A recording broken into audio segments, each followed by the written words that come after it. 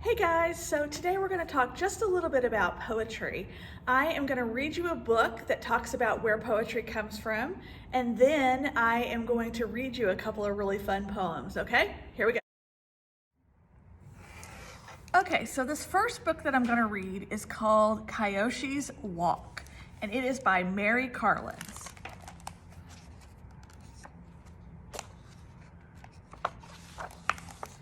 Kyoshi watched his grandfather, the wise poet Ito, write a poem with brush and ink. The brush flicked across the page. The dripping faucet takes me back to my old home, raindrops on Frog Pond. The words made Kyoshi smile. He wished he could make poems too. Where do poems come from, he asked. Ito put his brush and ink away. Let's go for a walk, he said. He tucked a pen and paper in his pocket and took Kyoshi's hand. They walked by the store on the corner. The sun shone out from behind a cloud. Ito stopped and wrote, Hill of orange suns, cat leaps, oranges tumble, the cat licks his paw. He's writing about what he saw. See here, all the scattered oranges. The cat is not concerned. Kyoshi felt puzzled. Does that mean poems come from seeing things? They kept walking. Kyoshi noticed a flower growing out of a crack in the sidewalk. A girl whooshed by on roller skates. At a sound, Kyoshi and Ito looked up. Ito wrote, The sun calls to us, pigeons, the whir of feathers, our arms could be wings. Oh, said Kyoshi, you find poems by listening. They passed by an old house with a tall wall around it. They peeked through a crack, but could only see a stuffed animal on the ground. Look at this crack that they're peeking through. Ito took out his pen. There's the bear. His boy moved away, lying by the empty house. A lonely bear waits. Yes, said Kyoshi, poems come from your imagination. Finally, Kyoshi and Ito reached the river. Ito sat under a tree while Kyoshi fed crackers to some ducks. He felt a damp breeze as the sun drifted lower. Two children reeled in their kites and left the park. Kyoshi felt a little lonely. He told his grandfather. Ito wrote one more poem, his hand a shadow in the fading light. Dark sky, clouded moon, back at home, his mother's voice, a tired boy dreams. I know something, Kyoshi said. Our feelings also make poems. The wind sighed through the leaves. A boat full of people floated past, its lights glowing on the water. Ito touched Kyoshi's hand. Now, do you understand where poems come from?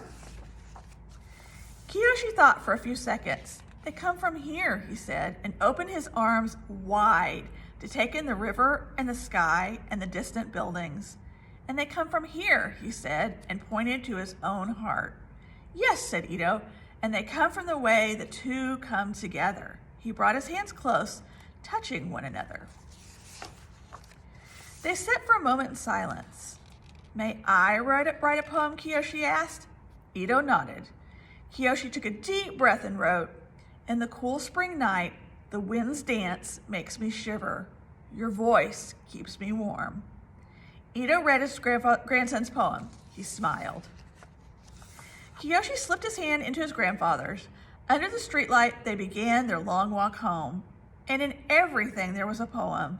The faces of the people, the sound of the river, and the moon breaking from the clouds. The end. Okay, so now I'm going to read a couple of poems to you, and I hope you like them. Some of them are serious, some of them are silly. So this one comes from this book, Where the Sidewalk Ends, by Shel Silverstein, and it says, Hug of War is the title. I will not play at tug of war. I'd rather play at hug of war, where everyone hugs instead of tugs, where everyone giggles and rolls on the rug, where everyone kisses and everyone grins and everyone cuddles and everyone wins. That's a nice one, right? Give somebody near you a hug, okay? I'm gonna read you two more. This one is called Poems Can Be Silly, and it comes from this book, 1 Minute Till Bedtime. Poems can be silly, Ted. Poems can be serious. Some are clear and simple, while others are mysterious. Some will tell a story, some will share a thought. Some of them are rhyming, though some of them are not. Some will paint a picture to keep inside your mind, but of all of them, they're all treasures. So let's see what we can find. Have you come across a scenario that you think you could maybe write a poem for? Remember, it has to do with what you feel outside and what you feel inside. You put those two things together. If you ever do write a poem, I'd love to read it. Yeah, send it our way or post it down below. Okay, last one. And it is called Ted, climb in bed. All right, here we go. Ted, climb in bed. Grab that book we've read and read. Tuck the blanket, tuck the spread. Here's a pillow for your head. Settle in, get ready, Ted. Here come poems just ahead. So that's something everybody's felt, getting ready for bed. You have your teddy bear, you're getting all tucked in, and maybe you want to read a story, maybe you want to read a poem, maybe you want to write a poem about what that feels like. So again, I'd love to see it. I hope you guys have a great Friday, and we'll see you next week. Bye.